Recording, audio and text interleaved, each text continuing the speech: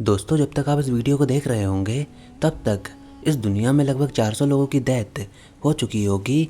उनके थॉट्स, उनके होप्स, उनके सपने, सभी चीज़ें उनकी डेथ के साथ ख़त्म हो चुके होंगे। अगर एवरेज की बात करें तो इस दुनिया में हर 2 सेकंड में 3 लोगों की मौत होती है। एंड आई होप आप उन तीनों लोगों में से नहीं हो। पर डेथ जो कि हमारी लाइफ का अल्टीमेट एम है, जिस डेथ के लिए हमारा जन्म हुआ है, आखिर उस डेथ के बाद हमारे साथ क्या होता है? क्या हमारे शरीर की इन्फॉर्मेशन डिस्ट्रॉय हो जाती है या फिर हमारे मरने के बाद वो इस अनंत ब्रह्मांड में कहीं गायब हो जाती है? क्योंकि अकॉर्डिंग टू साइंस हम इस बात को काफ़ी अच्छे से जानते हैं कि हमारे शरीर की एनर्जी इनफाइनाइट टाइम तक मौजूद रहेगी। क्योंकि हमारे विज्ञान का सबसे बेसिक नियम ये है कि हम एनर्जी को डिस्ट्रॉय नहीं कर सकते। पर क्या इसका मतलब ये है कि हमारी स्पिरिट की एनर्जी यानी कि हमारी आत्मा, हमारी कॉन्शियसनेस भी हमेशा ज़िंदा रहेगी? पर आखिर हमारी एनर्जी के साथ एग्जैक्टली क्या होता है हमारी डेथ के बाद, वो सब आज हम इस वीडियो में जानेंगे। अगर आप किसी डेड पर्सन का कंपैरिजन अलाइव पर्सन से करते हो, देन आप अपनी आंखों से इस बात को रियलाइज़ करोगे कि डेड पर्सन लेस एनर्जेटिक होता है अलाइव पर्सन के कंपैरिजन में।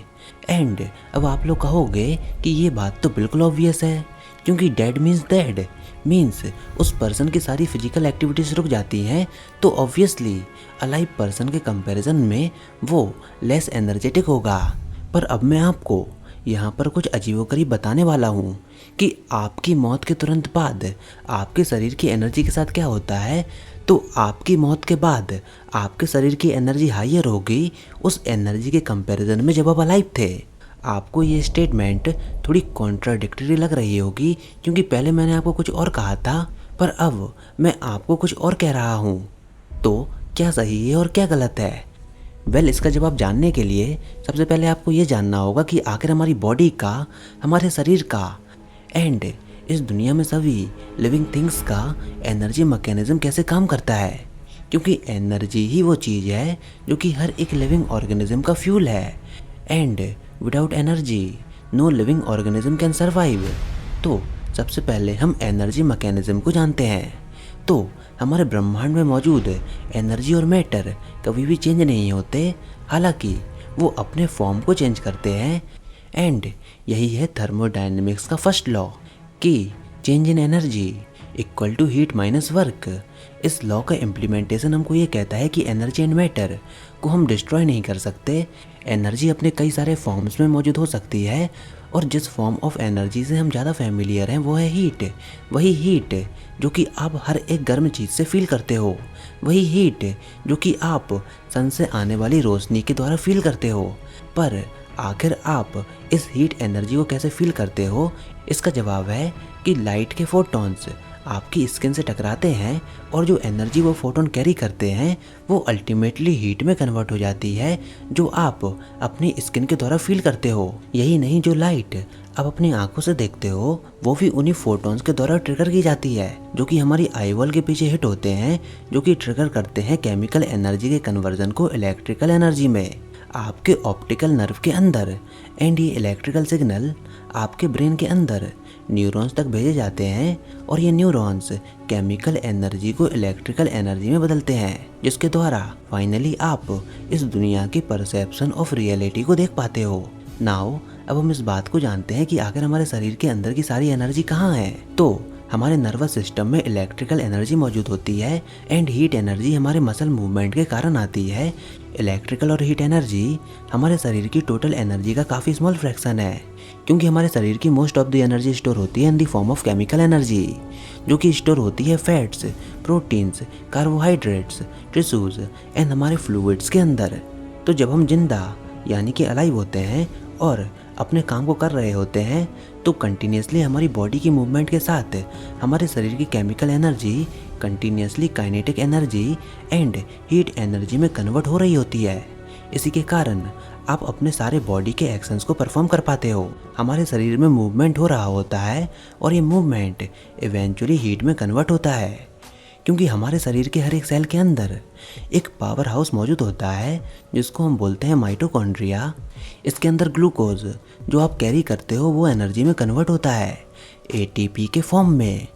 और इस एनर्जी कन्वर्जन प्रोसेस को आप इस फॉर्मूले से समझ सकते हो। Glucose plus oxygen gives you carbon dioxide plus water plus energy in the form of heat and ATP.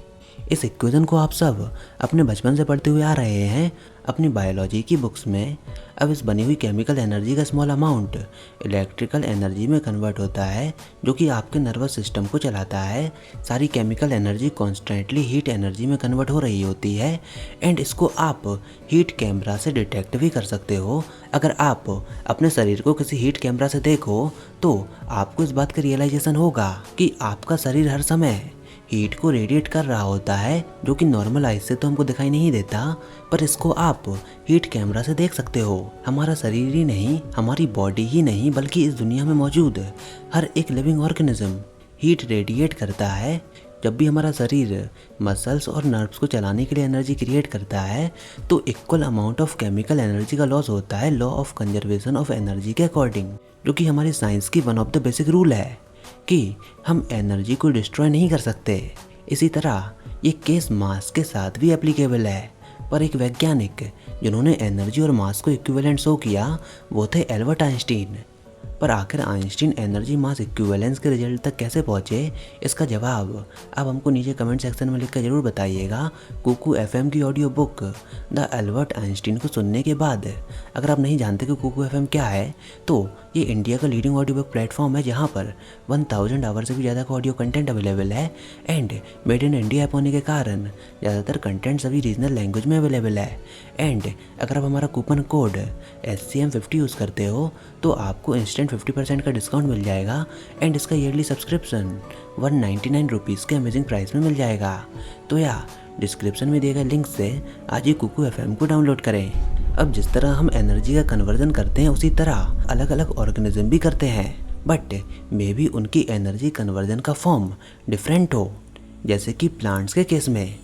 तो चलिए हम देखते हैं what happens when we die.